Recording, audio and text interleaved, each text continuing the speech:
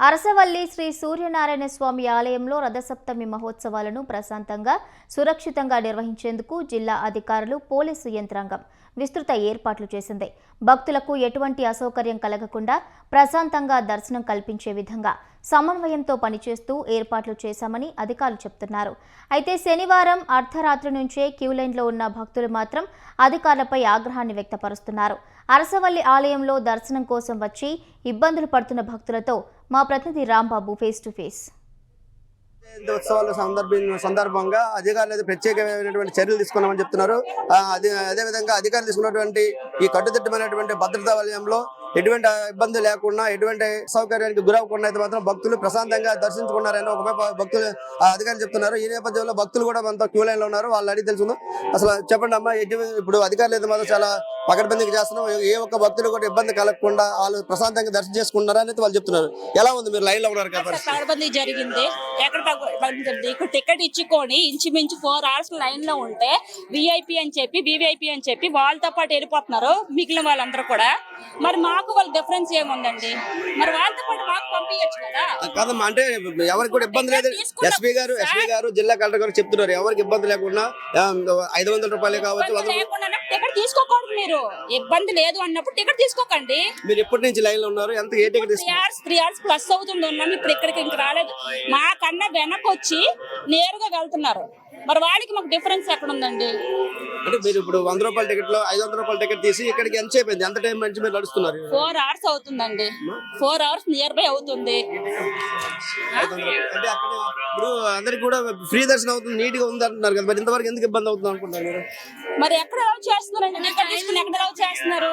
బార్గేట్లు దాటి వస్తున్నారు. వివిఐపీలతో మేము వెళ్ళిపోతున్నారు. మరి మేము ఎందుకు ఇలా లైన్ లో ఉండడము? అంటే డిఫరెన్స్ చేయకుండా టికెట్ తీసుకోకుండా పంపియండి అందరితో పాటు. మాకన్నా వెనక్కి వచ్చి 2 hours బ్యాక్ వచ్చేసి చక్కగా వెళ్తుంటే మాకు ఎలాగుంటా చెప్పండి. ఏదేమైనప్పుడు అధికారులు చెప్తున్నటువంటి పరిస్థితి చూస్తున్నాం. ఒకవైపు అధికారులు అయితే మాత్రం ఎక్కడ ఎటువంటి ఇబ్బంది కలగలేదు. విఐపి వాళ్ళకి క్లియర్ గా ఉంది. అదేవిధంగా 500 రూపాయల టికెట్ కూడా చాలా ఫ్రీగా పంపిస్తున్నాము. అయితే ఒకటి అంటే సమయం గడుస్తున్న కొద్దిగా భక్తులు రద్దీ ఎక్కువగా ఉన్నటువంటి పరిస్థితిలో కొంచెం ఇబ్బంది ఉండొచ్చు అని అంటారు. కానీ భక్తులు అయితే మాత్రం లైన్ లోకి వచ్చి నేటికి 5 గంటలు 6 గంటల సమయం పడుతుంది. అయినప్పుడు కూడా ఈ క్యూ లైన్ కదలట్లేదు. అదేవిధంగా విఐపి అని చెప్పి డోనర్ అని చెప్పేది అధిక సంఖ్యలో అయితే భక్తులు వెళ్తుండడం దానివల్ల మాకైతే ఈ ఇబ్బంది కలుగుతుందని ఎంతమంది ప్రజాప్రతినిధులు వెనకాల దీని వల్ల ఇప్పుడు మీకు ఉన్నటువంటి లైన్ ఇబ్బంది అనుకున్నారు. ఇబ్బంది 500 టికెట్ తీసుకున్నారు. 500 మంది వెళ్ళారు ప్రజలు. ఎన్ని గంటల నుంచి ఉన్నారు లైన్ లో?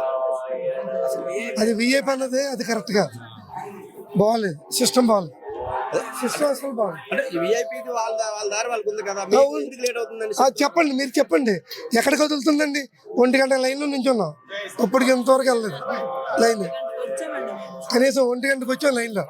విశాఖపట్నం నుంచి వచ్చాం. ఎప్పుడు దర్శనం అవుతుంది చెప్పండి, మీరు ఆలోచించండి. చెప్పండి. సూర్య జయంతి పురస్కరించుకొని సోమవారం దర్శించుకోవడానికి వస్తున్నారు. అసలు ఏంటి సోమవారం గురించి ప్రత్యేకత? ఈ రోజు రథసప్తమి సందర్భంగా శ్రీ సూర్యనారాయణ స్వామివారి ఆశీస్సులతో మరి ఈరోజు అరసవల్లిలో దర్శనం చేసుకోవటం జరుగుతుంది. ఈరోజు స్వామివారి నిజరూపం సందర్భంగా ప్రతి ఒక్కరికి ఆయురారోగ్యాలు అష్టైశ్వర్యాలు ఆ సూర్యనారాయణ స్వామి యొక్క ఆశీస్సులు ప్రతి ఒక్కరికి ఉండాలని కోరుకుంటున్నాను.